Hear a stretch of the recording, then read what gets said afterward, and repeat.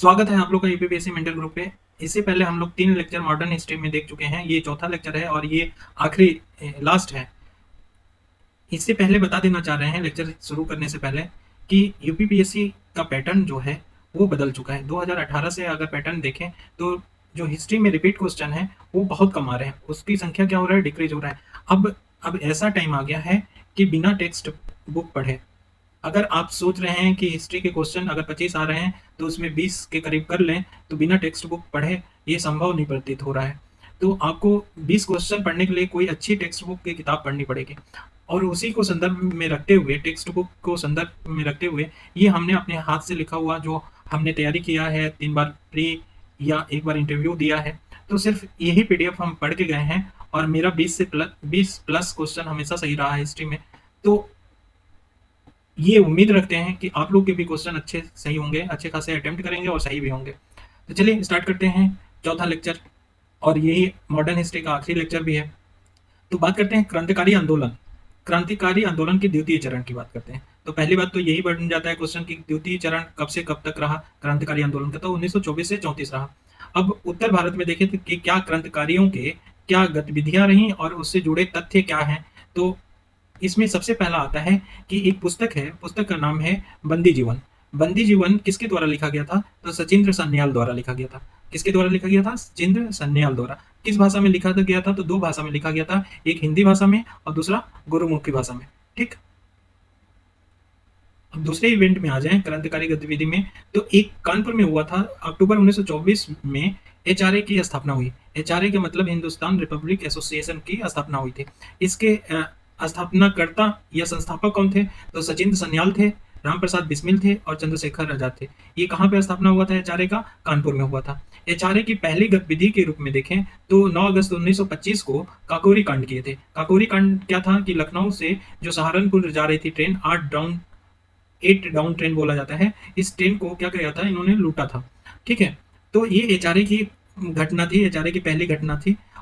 29 क्रांतिकारियों को इस घटना के बाद गिरफ्तार कर दिया गया था, लेकिन इसमें आजाद फरार हो गए थे। चंद्रशेखर आजाद, उनको गिरफ्तार नहीं किया गया था। और इसी काकोरी कांड में ही रामप्रसाद बिस्मिल, अशफाकुल्ला और रोशन लाल और राजेंद्र लहरी को क्या किया गया था, फांसी दे दिया गया था। तो ये 4 लोगों को फांसी दे दिया गया था। कौन कौन थे, रामप्रसाद बिस्मिल, अशफाकुल्ला, रोशन लाल और राजेंद्र लहरी को क्या कर दिया गया था, फांसी दे दिया गया था। ठीक, तीसरा इवेंट नॉर्थ इंडिया में देखें तो सितंबर 1928 में एचएसआरए की स्थापना होती है। एचएसआरए का मतलब कि हिंदुस्तान सोशलिस्ट रिपब्लिक एसोसिएशन की बात हो रही है। ठीक है, तो इसकी स्थापना किसने किया था, तो चंद्रशेखर आजाद ने किया था। कहाँ किया था, फिरोजशाह कोटला में किया था, दिल्ली में। ठीक है, और ये कैसा संगठन था, तो लोकतांत्रिक संगठन था। ये बार बार बोल देगा कि एचएसआरए कैसा संगठन था, एक लोकतांत्रिक संगठन था कि नहीं था, तो हाँ था। और इसका उद्देश्य, एचएसआरए का उद्देश्य क्या था, समाजवादी गणतंत्र राज्य की स्थापना करना। तो एचएसआरए का उद्देश्य क्या था, समाजवादी गणतंत्र राज्य की स्थापना करना। एचएसआरए की पहली क्रांतिकारी गतिविधि देखें तो सैंडर्स की हत्या किया गया था। कहाँ पे किया गया था, लाहौर में किया गया था। क्यों, सैंडर्स ने जो लाठी चार्ज किया था तो लाला लाजपत राय के लाठी के प्रहार से मृत्यु हो गई थी। उसी मृत्यु का बदला लेने के लिए 30 अक्टूबर 1928 को सैंडर्स की क्या कर दिया गया, हत्या कर दिया गया लाहौर में। नेक्स्ट इवेंट में देखें तो 8 अप्रैल 1929 को भगत सिंह और बटुकेश्वर दत्त, ये दोनों ही एचएसआरए के क्या थे, सदस्य थे। इन्होंने ट्रेड डिस्प्यूट बिल और सेफ्टी बिल पे जब बहस चल रहा था असेंबली में, तो इन्होंने बम फेंका था। ठीक है, तो कौन फेंका था असेंबली में बम, भगत सिंह और बटुकेश्वर दत्त ने भी फेंका था। कब, 8 अप्रैल 1929 को। और ट्रेड डिस्प्यूट बिल और सेफ्टी बिल पे बहस चल रहा था असेंबली में, तब बम फेंका था। बम फेंकते समय ने बम फेंकते समय भगत सिंह इनकलाब जिंदाबाद का नारा दिया था।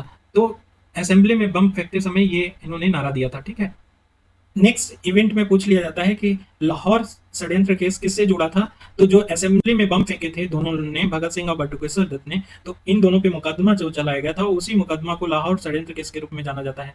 अब पूछा जाता है इनकलाब की रचना किसने किया था, तो मोहम्मद इकबाल ने किया था। 23 मार्च 1931 को भगत सिंह, सुखदेव और राजगुरु को फांसी दे दिया गया था। कब दे दिया गया था, 23 मार्च 1931 को। अब 27 फरवरी 1931 में अल्फ्रेड पार्क जो इलाहाबाद में है अवस्थित, वो अल्फ्रेड पार्क में चंद्रशेखर आजाद से ब्रिटिश सैन्य से क्या होता है, मुठभेड़ होता है। कहाँ होता है, अल्फ्रेड पार्क इलाहाबाद में चंद्रशेखर आजाद का से मुठभेड़ होता है। उसी में चंद्रशेखर आजाद की क्या हो जाती है, मृत्यु हो जाती है। तो ध्यान रखना कि जब भी क्रॉनिकल क्रम लगाने की बात आए तो पहले चंद्रशेखर आजाद लगाना, देन ये फांसी की बात करना, ठीक है ना। किसकी? भगत सिंह, सुखदेव और राजगुरु की। तो ये ध्यान रखना, अक्सर गलती यहाँ पे हो जाती है। बंगाल में क्रांति की बात करें तो बंगाल में क्रांति में देखें तो हेमचंद्र लीलानाग ने एक बंगाल स्वयं संघ का निर्माण किया था। कौन? तो हेमचंद्र और लीलानाग ने बंगाल स्वयं संघ का निर्माण किया था। अनिल राय वहीं श्री संघ के स्थापना किया था। कहाँ पे? बंगाल में। अब आ जाते हैं नेक्स्ट फैक्ट में, कि सूर्य सेन के बारे में जानते हैं। सूर्य सेन बहुत इंपॉर्टेंट है, हर बार क्वेश्चन, अभी बीपीएससी में भी क्वेश्चन जो अभी रद्द हुआ उसमें भी पूछा गया। सूर्य सेन क्या थे? एक शिक्षक थे। पहली बात, इनको मास्टर दा बोला जाता था। तो एक शिक्षक थे सूर्य सेन, और इनको मास्टर दा बोला जाता था। 12 जनवरी 1934 में इनको फांसी दे दी गई थी। इन्होंने इंडियन रिपब्लिक आर्मी का फॉर्मेशन किया था, या इंडियन रिपब्लिक आर्मी बनाया था। इसके सदस्य में कौन कौन थे? तो ये इंपॉर्टेंट है, आनंद सिंह, अंबिका चक्रवर्ती, लोकीनाथ, प्रीति लता वाडेकर, गणेश घोष और कल्पना दत्त थे। तो ये सदस्य थे किसके? इंडियन रिपब्लिक आर्मी के। इन्होंने चटगांव पे आक्रमण किया था। किस पे? तो ये शस्त्रागार था, वो शस्त्रागार पे आक्रमण किया था और शस्त्र को लूट लिया था। लेकिन सबसे इंपॉर्टेंट बात यह है कि इंडियन रिपब्लिक आर्मी ने एक अस्थायी क्रांतिकारी सरकार का गठन किया था। तो अस्थायी क्रांतिकारी सरकार का गठन किसने किया था? तो सूर्य सेन ने किया था, या इंडियन रिपब्लिक आर्मी ने किया था। जिसके प्रेसिडेंट कौन बना था? तो सूर्य सेन बने थे। प्रीति लता वाडेकर जो थी, ये इंडियन रिपब्लिक आर्मी के सदस्य, वो पहाड़ तली जो चटगांव में पड़ता है वहां छापा मारते समय मारी गई थी। ठीक। जो कल्पना दत्त थी सदस्य, वो उनको आजीवन कारावास हो गया था। कब? 1935 में। कुछ क्रांतिकारी महिलाओं का योगदान देख लें कि इंपॉर्टेंट में कौन रहा। तो 1931 में सुनीति चौधरी और शांति घोष ने एक जिलाधिकारी की हत्या कर दिया था। फरवरी 1932 में बीना दास ने दीक्षांत समारोह में स्टेनले जैक्सन पे गोली चलाई थी, लेकिन स्टेनले जैक्सन क्या हो गया था? बच गया था। तो ये दोनों महत्वपूर्ण घटना है, इसे याद रखिएगा। अब अन्य तथ्य के रूप में देखते हैं तो भगत सिंह लाहौर में, जो भगत सिंह है वो लाहौर में बोला था कि क्रांति की तलवार पे धार वैचारिक पत्थर पे रगड़ने से आती है। तो ये बात किसने बोला था? ये सीधे सीधे कथन दे दिया जाए तो कौन बोला था? भगत सिंह ने बोला था। गांधी जी ने भगत सिंह पे क्या बोला था? कि किसी भी व्यक्ति के साथ इतना रोमांच नहीं जुड़ा होगा जितना भगत सिंह के साथ जुड़ा था। तो ये कथन किसने बोला था? गांधी जी ने बोला था। किसके ऊपर बोला था? भगत सिंह पे, कि किसी भी व्यक्ति के साथ इतना रोमांच नहीं जुड़ा होगा जितना भगत सिंह के साथ जुड़ा था। ठीक है। द फिलोसफी ऑफ बॉम्ब, ये किसने लिखा था? भगवती चरण बोरा ने लिखा था। तो ये कोई किताब नहीं था, ये एक दस्तावेज था। तो ये ध्यान रखना, ये द फिलोसफी ऑफ बॉम्ब क्या था? एक दस्तावेज था। किसने लिखा था? भगवती चरण बोरा ने लिखा था।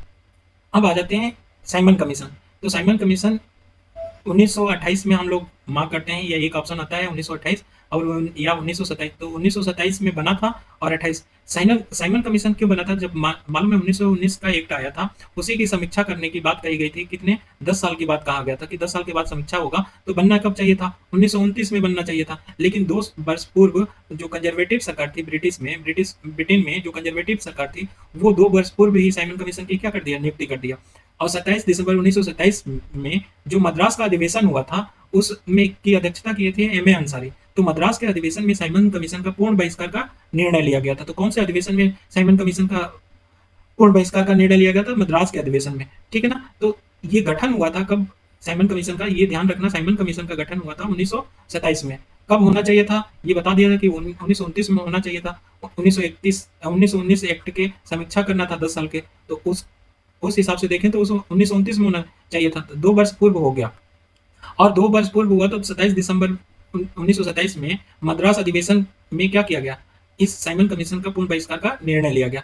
तो अब बहिष्कार किया गया, तो कुछ बहिष्कार के जो पूर्ण निर्णय लिया गया, पूर्ण बहिष्कार का निर्णय लिया गया, तो कुछ लोग समर्थन किए, कुछ संस्था समर्थन किए, और कुछ लोग साइमन कमीशन का समर्थन किए। तो ये यहाँ से क्वेश्चन बनने की प्रोबेबिलिटी है, तो इसको देख लेते हैं।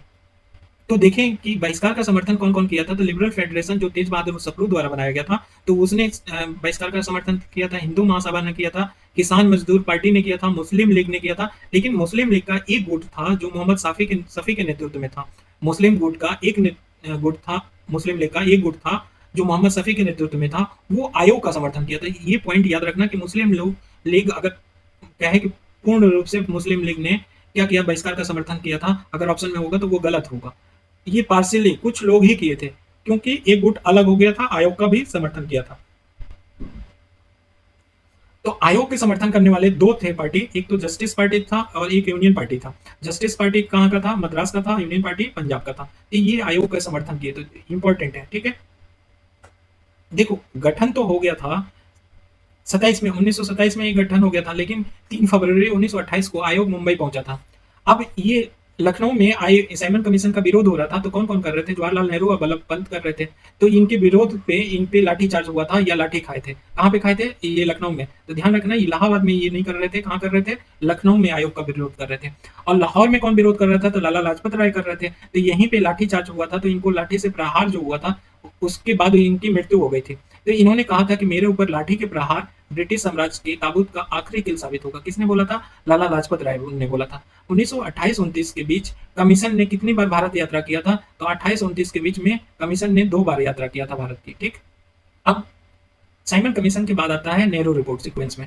तो साइमन कमीशन की नियुक्ति के समय में लॉर्ड बेकनहेड थे। एक लॉर्ड बेकनहेड थे, कौन सी पार्टी से संबंध रखते थे? तो लिबरल पार्टी, ब्रिटेन की जो लिबरल पार्टी थे उससे संबंध रखते थे। और उसी समय ये इन लोगों का लिबरल पार्टी का वर्चस्व था ब्रिटेन में। तो भारतीयों के सामने एक चुनौती रखी कि संविधान, किसकी चुनौती रखी? संविधान बनाने की। तो भारतीयों ने लॉर्ड बेकनहेड की चुनौती को क्या कर लिया? स्वीकार कर लिया। और चुनौती को स्वीकार करते हुए दिल्ली में प्रथम सर्वदलीय बैठक बुलाया। तो दिल्ली में प्रथम सर्वदलीय बैठक बुलाया और संविधान निर्माण की योजना बनाया। कहाँ पे? दिल्ली में। फिर उसके बाद मुंबई में सर्वदलीय सम्मेलन हुआ और उसमें निर्णय लिया गया कि मोतीलाल की अध्यक्षता में 7 सदस्यीय समिति का गठन किया जाएगा। कौन सी? संविधान निर्माण की समिति का। ठीक है। तो मोतीलाल अध्यक्ष थे। तो 7 सदस्य में कौन कौन थे? तो अन्य सदस्य में देखें तो तेज बहादुर सप्रू थे, सुभाष चंद्र बोस थे, एम.एस. सरदार थे, मंगल सिंह थे, अली इमाम थे, जे.आर. प्रधान थे और कुरैशी थे। तो इसमें ध्यान रखना कि इसके सदस्य के रूप में सुभाष चंद्र बोस भी थे। कौन? संविधान निर्माण की योजना के सदस्य या संविधान निर्माण समिति के। ठीक है। अब आते हैं कि नेहरू रिपोर्ट 28 अगस्त 1928 को नेहरू रिपोर्ट क्या किया गया? प्रस्तुत किया गया। इसमें 3 प्रमुख बातें कही गई जो याद करने लायक है और यहाँ से अच्छे क्वेश्चन बन सकते हैं। पहली बात बोली गई कि नेहरू रिपोर्ट में पहली बात बोली गई कि जो सांप्रदायिक आधार पे 1909 के एक्ट में जो सांप्रदायिक आधार पे पृथक निर्वाचन दिया गया है उसको अस्वीकार किया। तो 1909 एक्ट में जो सांप्रदायिक आधार पे पृथक निर्वाचन को दिया गया था उसको अस्वीकार किया ये प्रस्ताव ने। तो जिन्ना ने इस रिपोर्ट को, कौन? नेहरू रिपोर्ट को अस्वीकार कर दिया। क्या? क्यों? कारण ये था कि ये चाहते थे कि सांप्रदायिक आधार पे पृथक निर्वाचन हो, जबकि नेहरू रिपोर्ट के आधार पे इसे अस्वीकार कर दिया गया था। दूसरा इंपॉर्टेंट था कि भारत को डोमिनियन स्टेट का दर्जा की बात कही गई थी। नेहरू रिपोर्ट में भारत को डोमिनियन स्टेट देने की दर्जा देने की बात कही गई थी। तो इस बात पे 2 लोग भड़क गए, एक तो जवाहरलाल नेहरू और सुभाष चंद्र बोस। इन्होंने कहा कि भैया डोमिनियन स्टेट से हमें कोई मतलब नहीं, हमें पूर्ण स्वराज चाहिए। तो पूर्ण स्वराज को लेके ये विरोध करने लगे, इसको? नेहरू रिपोर्ट को। तीसरी इंपॉर्टेंट बात ये थी कि नागरिकता की परिभाषा इस नेहरू रिपोर्ट में दिया गया था। फंडामेंटल राइट की बात कही गई थी इसमें नेहरू रिपोर्ट में। जो फंडामेंटल राइट 1931 की जो कराची अधिवेशन हुआ था, सरदार वल्लभ भाई पटेल क्या थे? उसकी अध्यक्षता किए थे, वहां पे ये पास हुआ। ठीक है। अब देखो कि नेहरू रिपोर्ट जो आ गया था हमारा 1928 में, तो नेहरू रिपोर्ट पे के विरोध किए थे कौन? जिन्ना ने किया था। तो जिन्ना ने विरोध किया था तो उन्होंने 14 सूत्रीय फार्मूला दिया था। तो 14 सूत्रीय फार्मूला दिया था, उसमें मुख्य बातें क्या थी? 14 जिन्ना के 14 सूत्रीय फार्मूला। तो ये ध्यान रखना कि नेहरू रिपोर्ट के खिलाफ में 14 सूत्रीय फार्मूला किसने दिया था? जिन्ना ने दिया था। क्या दिया था? कि पृथक निर्वाचन हो, जो पृथक निर्वाचन हो मुसलमानों के लिए वो दिया जाए, पहली बात। दूसरी बात बोला था कि मुस्लिम बहुल प्रांत का क्या हो? पुनर्गठन हो। ठीक है। तीसरी बात इंपॉर्टेंट इसमें थी कि 1/3 प्रतिनिधित्व मुसलमानों को दिया जाए और सभी सेवाओं में आरक्षण दिया जाए मुसलमानों के। तो ये 4 इंपॉर्टेंट थे, टोटल 14 थे, लेकिन 4 ये याद करने वाली बातें हैं जो मीन्स प्री में हमेशा टकराएंगे। ठीक है। अब आ जाते हैं कांग्रेस का लाहौर अधिवेशन 1929। तो 1928 तक हम लोग पढ़ लिए। 1928 में नेहरू रिपोर्ट की बात कही गई थी, उसी के खिलाफ में जिन्ना ने 14 सूत्रीय बोला था। उसके बाद 1929 में प्रवेश करते हैं तो कांग्रेस के लाहौर अधिवेशन होता है, जिसकी अध्यक्षता कौन करते हैं? जवाहरलाल नेहरू करते हैं। और इसमें नेहरू रिपोर्ट को निरस्त कर दिया गया था। तो पूछा जाए कि नेहरू रिपोर्ट को किस अधिवेशन में निरस्त कर दिया गया था? लाहौर अधिवेशन में। पूर्ण स्वराज का लक्ष्य किसमें निर्धारित किया गया? ये बहुत बार क्वेश्चन पूछा गया है, तो लाहौर अधिवेशन में। ठीक है ना। और 26 जनवरी 1930 को पूर्ण स्वराज दिवस बनाया गया, झंडा फहराया गया। ठीक है ना। तो प्रथम स्वतंत्रता दिवस के रूप में जाना जाता है। और सविनय अवज्ञा शुरू करने का अधिकार दिया गया कौन से अधिवेशन में? लाहौर अधिवेशन में। अब देखो सविनय अवज्ञा 29 के बाद अब सीधे 1930 में सीडीएम आता है, जिसको सविनय अवज्ञा आंदोलन बोलते हैं। ठीक है। सीडीएम की कैसे शुरुआत होती है ये थोड़ा समझ लेते हैं कि इरविन के सामने 11 सूत्रीय मांग, अच्छा हमने इससे पहले बताया था अभी तक कितने सूत्री की बात करें तो 19 सूत्री पढ़ चुके हैं इससे पहले लेक्चर में, और 14 सूत्री हुआ और 11 सूत्री। तो 19 सूत्री किससे जुड़ा हुआ है? लखनऊ पैक्ट से जुड़ा हुआ है। 14 सूत्री है जीना वाले से, और 11 सूत्री सीडीएम से जुड़ा हुआ है। तो ये ध्यान रखना। अब आने वाला बारी इसी का है यूपीपीसीएस में। तो इरविन के सामने 11 सूत्री मांग रखा किसने? गांधी ने रखा। 11 सूत्री मांग पढ़ लेना है, क्योंकि कभी भी क्वेश्चन बन सकता है, तो इससे तैयार रहना है। जैसे नमक के कर में कटौती की बात कही गई थी इसमें, ठीक है। और जो जेल में बंद थे नेता या जेल से रिहा की बात कही गई थी, ठीक है ना। यहाँ पे व्यय कम करने की बात कही गई थी, खर्च कम करने की बात कही गई थी। ऐसे 11 सूत्री मांग किए थे गांधी जी ने। तो 11 सूत्री मांग को ठुकरा दिया इरविन ने। तो गांधी जी ने कहा कि मैंने रोटी मांगी थी, पत्थर मिला, ठीक है। तो 12 मार्च 1930 को साबरमती से 78 अनुयायियों के साथ वो पद यात्रा करते हैं, और 24 दिन की ये यात्रा करने के बाद 5 अप्रैल 1930 को डांडी पहुंच जाते हैं, और 6 अप्रैल को नमक बनाकर सीडीएम की क्या करते हैं? शुरुआत करते हैं।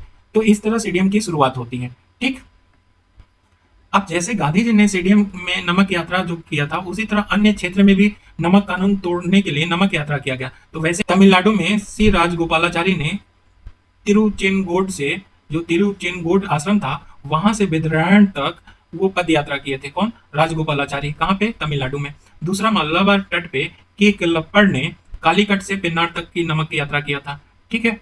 वहीं उड़ीसा में देखें तो गोपचंद्र बंधु ने बालसोर से पुरी तक का नमक यात्रा किया था। तो ये कुछ क्षेत्र थे जो गांधी जी का कॉपी करके नमक कानून तोड़ने का प्रयास किया गया था। तो वो तीनों बता दिया गया। अब सीडीएम से जुड़े कुछ इंपॉर्टेंट तथ्य क्या हैं? जो खान अब्दुल गफ्फार थे, वो खुदाई खिदमतगार संस्था से जुड़े हुए थे। ये लाल कुर्ती संगठन के रूप में भी जाना जाता था। ये कौन से मूवमेंट से जुड़े हुए थे? तो सीडीएम मूवमेंट से जुड़े हुए थे।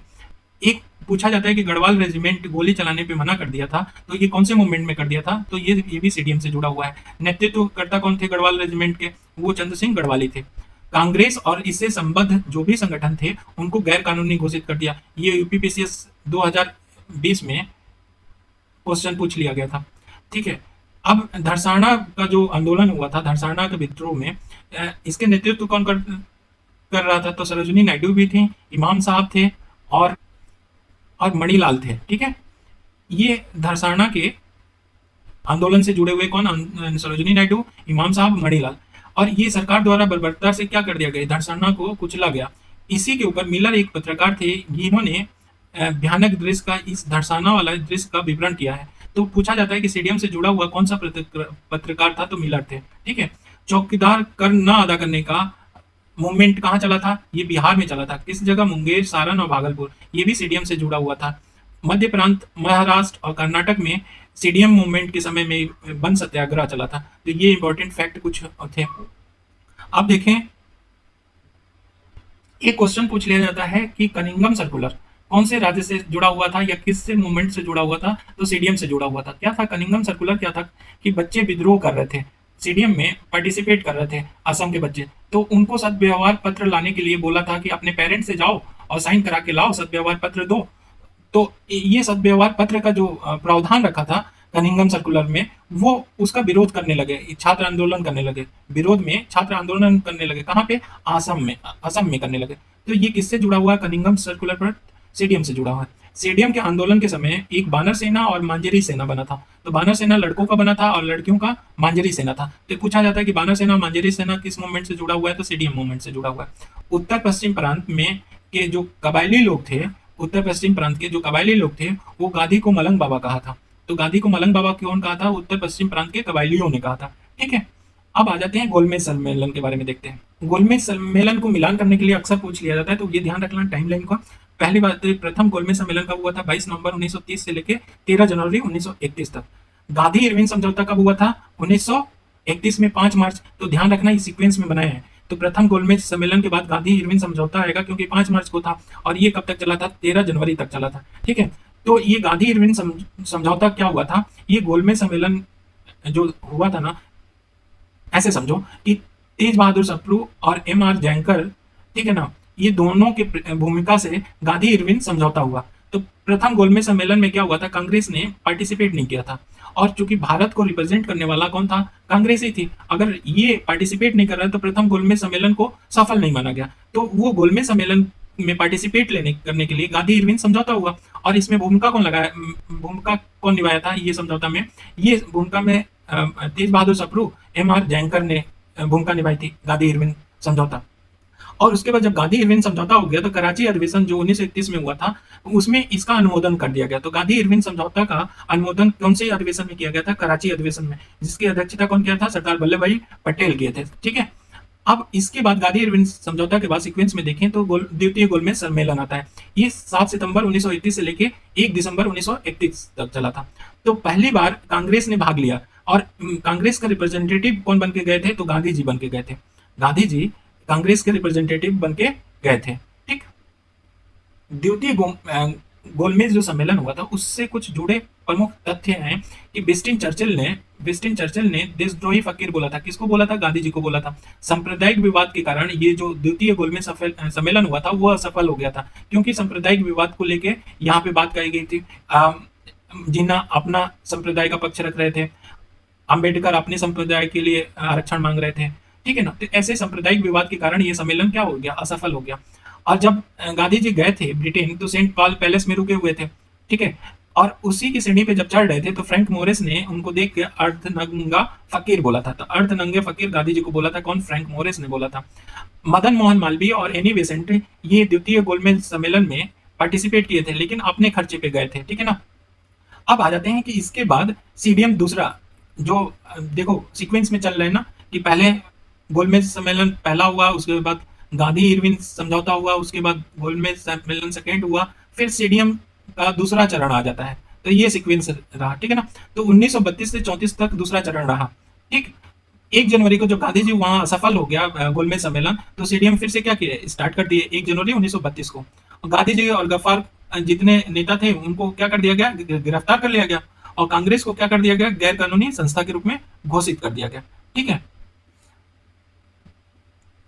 तो दूसरा चरण जब चल रहा था, दूसरा चरण कब से चल रहा था, 1932 से लेके 34 तक। उसी के बीच में एक सांप्रदायिक पंचायत या कम्युनल अवार्ड किसके द्वारा लाया गया, रैमजे मैकडोनाल्ड द्वारा लाया गया। ये प्रधानमंत्री थे ब्रिटेन के, उस समय तत्कालीन प्रधानमंत्री थे, उनके द्वारा लाया गया। रैमजे मैकडोनाल्ड द्वारा क्या लाया गया, कम्युनल अवार्ड लाया गया।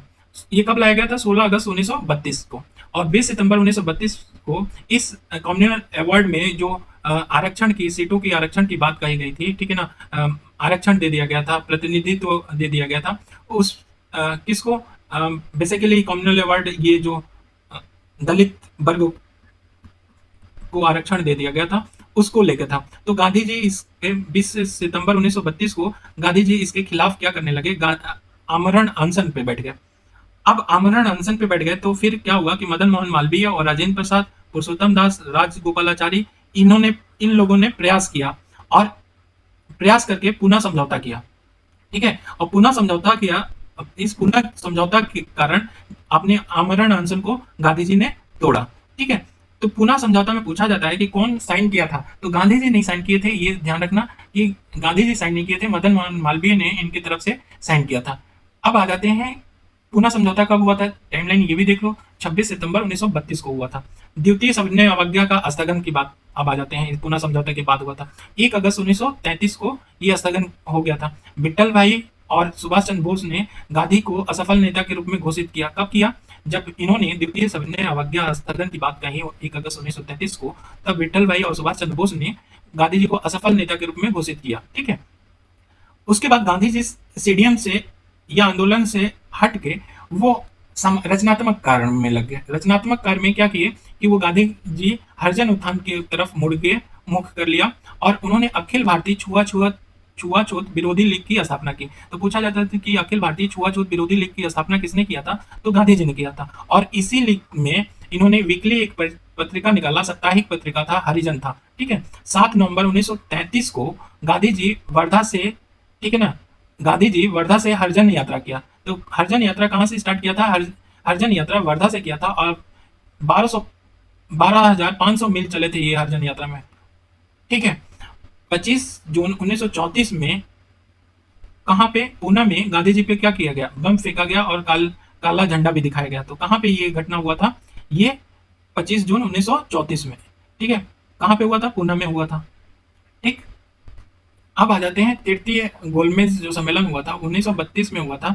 17 नवंबर 1932 से लेके 24 दिसंबर 1932 तक। और इसी तृतीय गोलमेज सम्मेलन में 1935 का एक्ट आया था। अच्छा, ये पूछा जाता है कि तीनों गोलमेज सम्मेलन में जो फर्स्ट से थर्ड तक था, कौन तीनों गोलमेज सम्मेलन में भाग लिया था? तो भीमराव अंबेडकर ने तीनों गोलमेज सम्मेलन में पार्टिसिपेट किया था। ठीक है, और कांग्रेस सिर्फ और सिर्फ सेकेंड में पार्टिसिपेट किया था। ठीक है, तो 1935 एक्ट कब आया था? तृतीय गोलमेज सम्मेलन हुआ था, उसी के फलस्वरूप आया था। श्वेत पत्र से संबंध कौन सा एक्ट है? तो ये पूछा जाए तो कौन सा है? 1935 एक्ट है के एक्ट को बोला जाता है श्वेत पत्र से संबंधित। और दास्ता का अधिकार पत्र किसने बोला था 1935 के एक्ट को? तो 1935 के एक्ट को दास्ता का अधिकार बोला था जवाहरलाल नेहरू ने। और 1935 के एक्ट को ही जवाहरलाल नेहरू ने बोला था कि एक ऐसी मशीन जिसमें ब्रेक अनेक हैं लेकिन इंजन कोई नहीं। ठीक है, जीना ने क्या 1935 के एक्ट को बोला था? पूर्णतः सड़ा हुआ बोला था। वहीं सी राजगोपालाचारी ने द्वैध शासन से भी बुरा बोला था। किसको? 1935 के एक्ट को बोला था। ठीक है,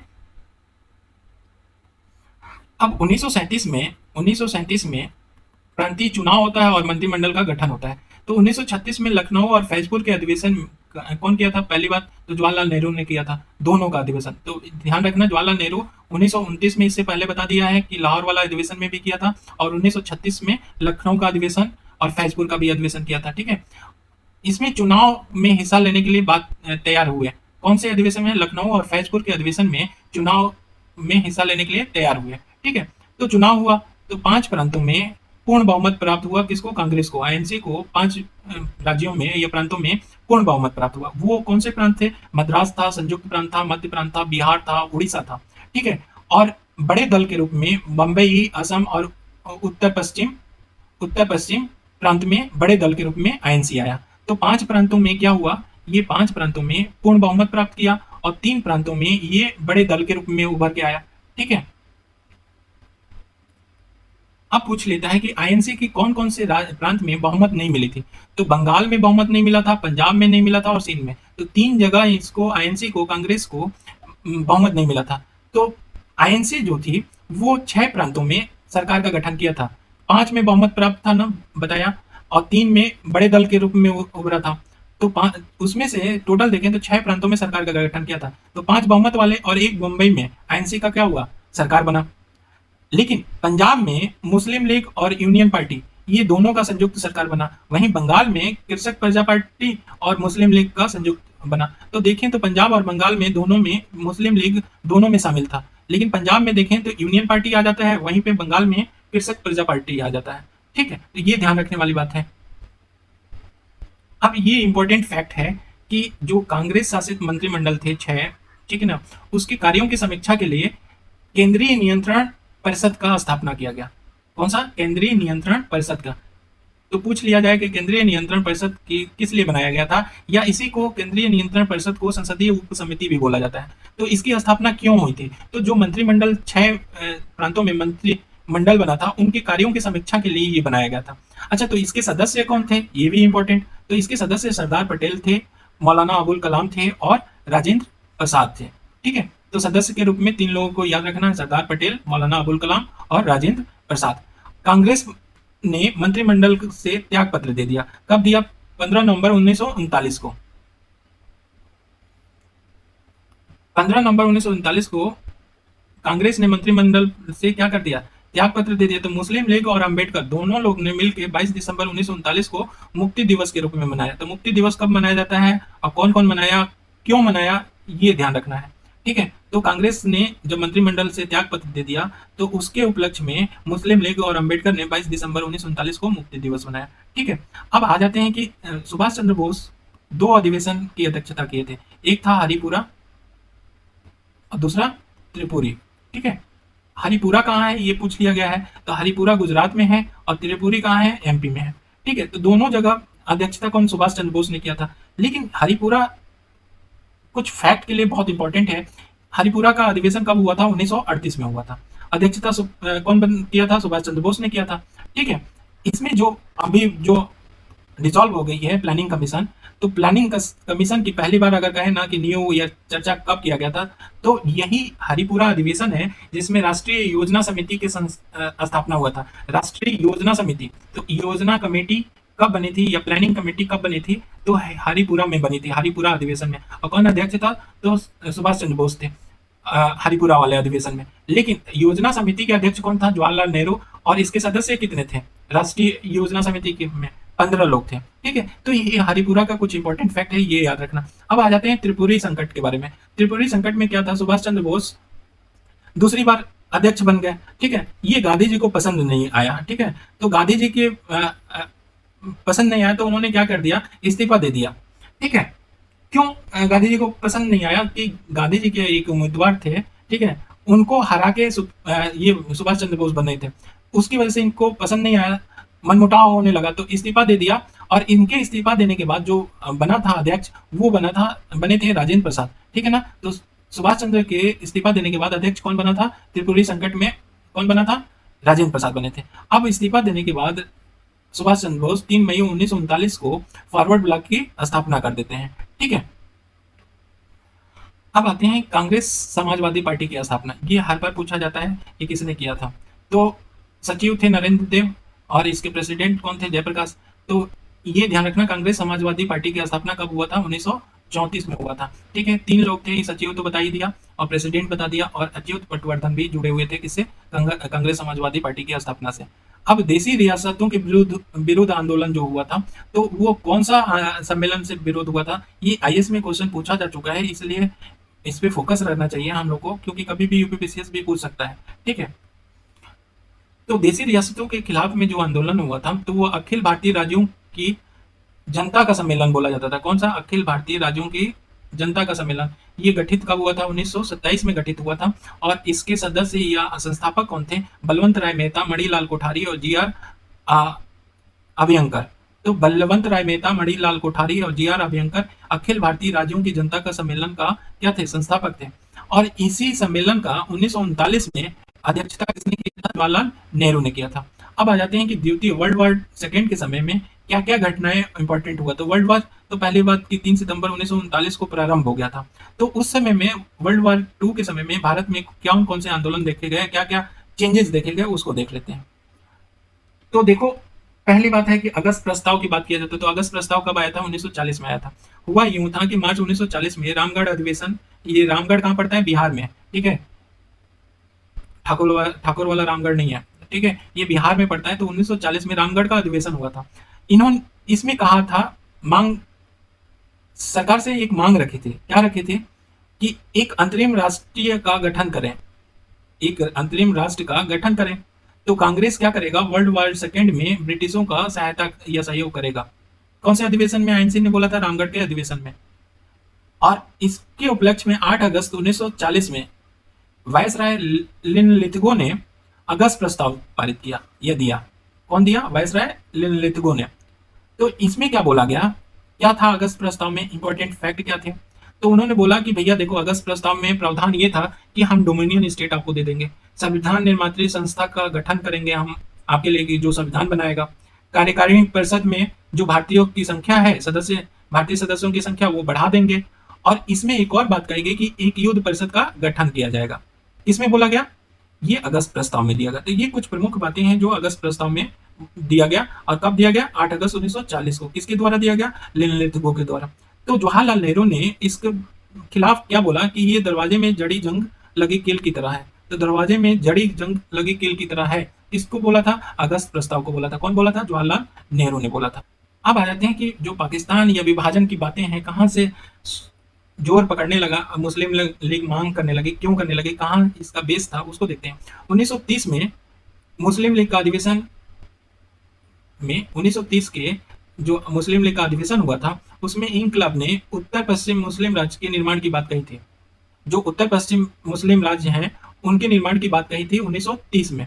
ठीक है, 1930-35 में चौधरी रहमत अली एक कैम्ब्रिज के क्या थे, छात्र थे। उन्होंने पैम्पलेट जारी किया या पर्चा जारी किया और पाकिस्तान की परिकल्पना की। तो किसने परिकल्पना किया था, तो चौधरी रहमत अली ने। और कहाँ के छात्र थे, कैम्ब्रिज के। 1937 में चुनाव में क्या हुआ, लीग बुरी तरह हार गया। जो मंत्रिमंडल या प्रांतीय चुनाव हुआ था, उसमें क्या हुआ, लीग बुरी तरह हार गया। क्यों? हमने बताया ना, पंजाब पंजाब और बंगाल में संयुक्त जुड़े हुए ये इन्होंने क्या बनाया, मंत्रिमंडल स्थापित किया। तो लीग बुरी तरह हार गया था वहां पे। तो जिन्ना ने गांधी जी पे आरोप लगाते हुए बोला कि हिंदू राज स्थापित करने का आरोप लगाया। किसके ऊपर? गांधी जी के ऊपर। और उन्होंने ये आरोप लगाते हुए द्विराष्ट्रीय सिद्धांत दिया कि अब दो राष्ट्र बन जाना चाहिए, एक मुसलमानों के लिए, एक हिंदुओं के लिए। ठीक है। उसके बाद 22 से लेके 23 मार्च तक 22 से लेके 23 मार्च तक 1940 में लाहौर का अधिवेशन होता है।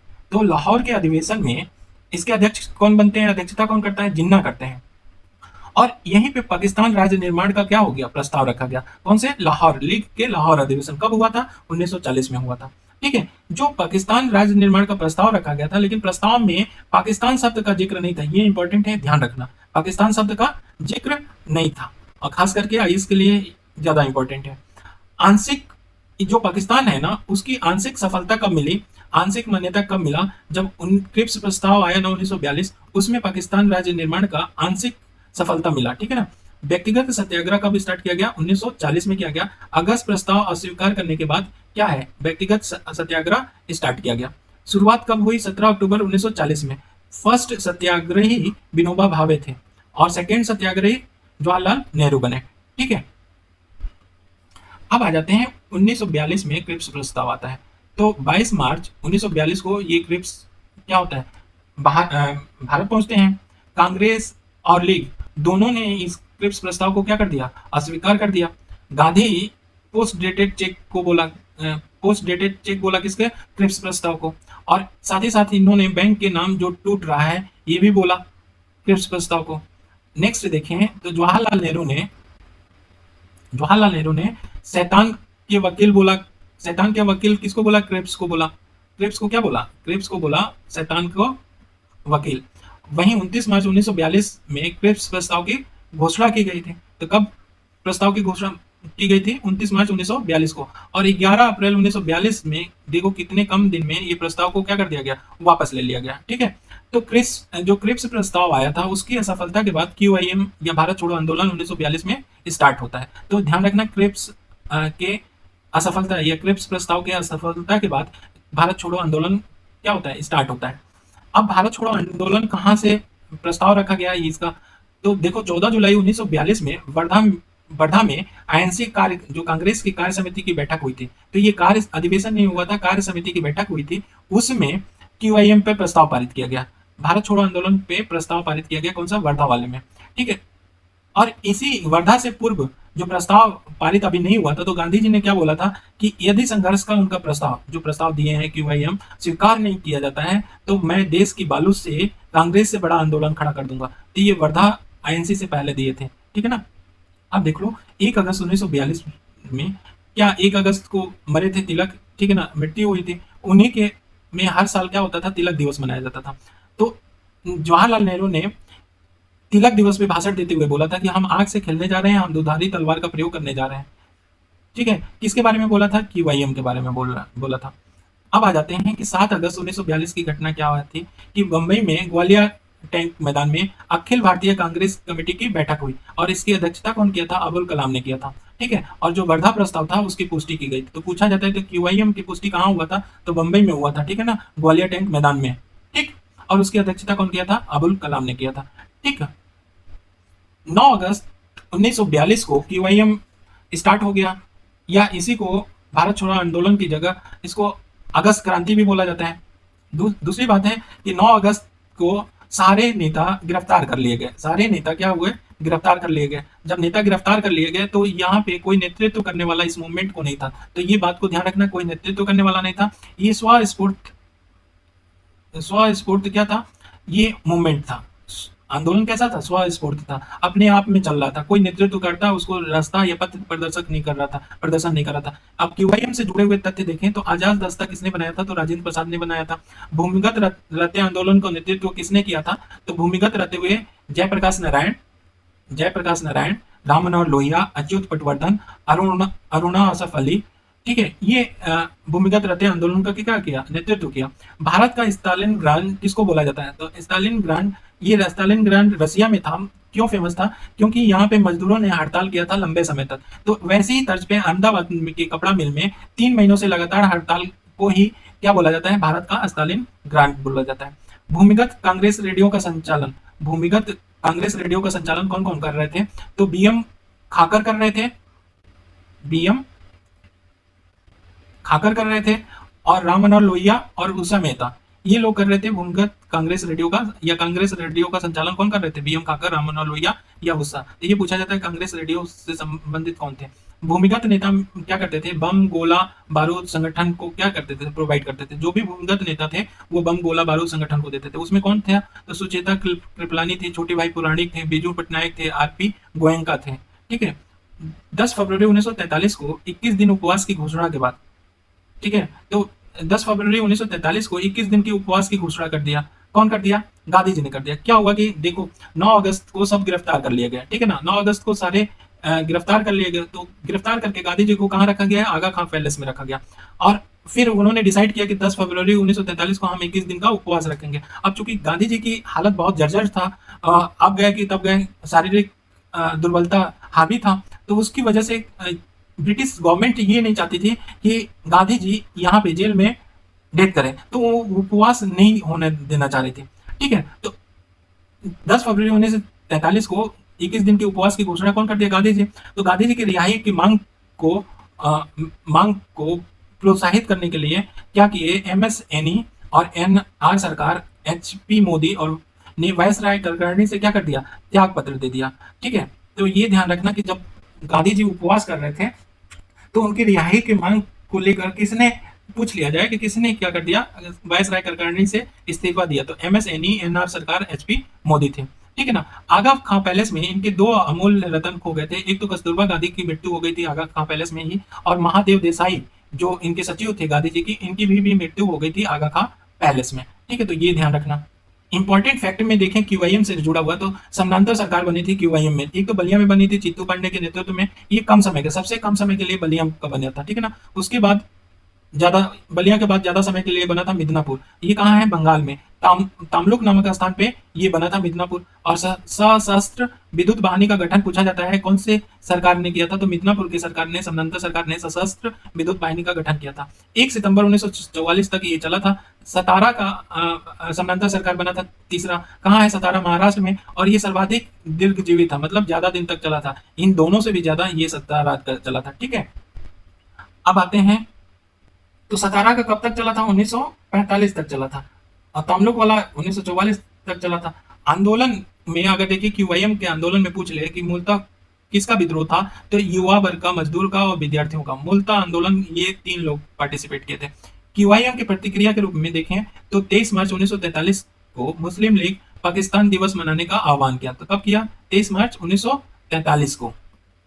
दूसरा यहाँ पे देखें तो तेज बहादुर सप्रू और अंबेडकर ने इस आंदोलन का खिलाफ किया था। तो पूछा जाता है कि क्यूआईएम का कौन खिलाफ किया था, या विद्रोह खिलाफ थे, या सहयोग नहीं थे किए थे क्यूआईएम में, तो तेज बहादुर सप्रू और अंबेडकर, वेरी इंपॉर्टेंट। अब आ जाते हैं सुभाष चंद्र बोस और आजाद हिंद फौज के बारे में बात करते हैं। तो सुभाष चंद्र बोस को नेताजी की उपाधि दिया गया था, तो किसके द्वारा दिया गया था, भारतीयों के द्वारा दिया गया था। लेकिन वो जर्मनी में जो भारतीय रहते थे उनके द्वारा दिया गया था। ठीक है, जर्मनी में Subhash Chandra Bose free India centre की स्थापना किया था। तो फ्री इंडिया सेंटर की स्थापना कहाँ पे हुआ था, जर्मनी में हुआ था। किसने किया था, सुभाष चंद्र बोस ने किया था। जापान में रास बिहारी बोस द्वारा टोक्यो में एक सम्मेलन बुलाया गया। टोक्यो में क्या किया गया, एक सम्मेलन बुलाया गया, और टोक्यो में ही भारतीय राष्ट्रीय सेना का गठन किया गया। भारतीय राष्ट्रीय सेना का गठन का विचार कब बनाया, कहाँ बनाया गया, टोक्यो में ही बनाया गया था। ठीक है ना। इंडियन इंडिपेंडेंस लीग की स्थापना करते हैं कौन, रास बिहारी बोस करते हैं। कहाँ पे, टोक्यो में करते हैं। तो ये इंपॉर्टेंट रहना कि लीग की स्थापना कौन करता है, रास बिहारी बोस करते हैं। कहाँ पे, टोक्यो में करते हैं। तो इंडियन इंडिपेंडेंस लीग की बात हो रही है। फिर क्या होता है कि ब्रिटिश भारतीय सेना के एक अधिकारी हैं जिनका नाम होता है मोहन सिंह भागना। वो आजाद हिंद फौज की स्थापना का विचार, या कहते हैं ना कि किसके मन की उपज थी आजाद हिंद फौज का, तो ये मोहन सिंह भागना का मन की उपज थी। मलेशिया या मलाया में गठन करने के लिए रास बिहारी एक और सम्मेलन करते हैं। किसके गठन करने के लिए, आजाद हिंद फौज को गठन करने के लिए। कहाँ पे, मलाया में करते हैं। कब करते हैं, 15 दिसंबर 1941 को। और इसी सम्मेलन में वो डिसाइड करते हैं कि लीग का, ठीक है, इंडियन इंडिपेंडेंट लीग का और आजाद हिंद फौज का नेतृत्व हम किसको दे देंगे, सुभाष चंद्र बोस को कर देंगे। कौन ऐसा करता है, निर्धारण करता है, रास बिहारी बोस करते हैं। और 7 जुलाई 1943 को आजाद हिंद फौज का कमान किसको दे दिया जाता है, सुभाष चंद्र बोस को। और कौन देता है, रास बिहारी बोस। फिर 21 अक्टूबर 1943 को, वेरी इंपॉर्टेंट, सिंगापुर में एक अस्थायी सरकार का निर्माण करते हैं कौन, सुभाष चंद्र बोस। कहाँ पे करते हैं, सिंगापुर में। कब, 21 अक्टूबर 1943। लेकिन सिंगापुर में तो करते हैं, लेकिन इसका मुख्यालय कहाँ है, रंगून, म्यांमार जो अभी बोला जाता है, ठीक है ना, तो रंगून में था। ठीक, अब क्या कि जो 3 ब्रिगेड बना, 4 ब्रिगेड बेसिकली है। एक तो सुभाष ब्रिगेड बना था, ठीक है, आजाद हिंद फौज में। दूसरा नेहरू ब्रिगेड, तीसरा गांधी ब्रिगेड, और चौथा बना था हमारा रानी झांसी रेजिमेंट। ये महिलाओं के लिए बना था, ठीक है ना, तो इसमें महिलाओं पार्टिसिपेट करती थी, महिलाएं। जापानी सेना ने अंडमान और निकोबार को सौंप दिया था, किसको, आजाद हिंद फौज को। और अंडमान को किस नाम से जाना जाता था, शहीद के नाम से, और निकोबार को स्वराज द्वीप के नाम से रखा गया था, ठीक है ना। तो शहीद नाम किसका रखा गया था, अंडमान का, और स्वराज द्वीप किसका नाम रखा गया था, निकोबार, निकोबार का।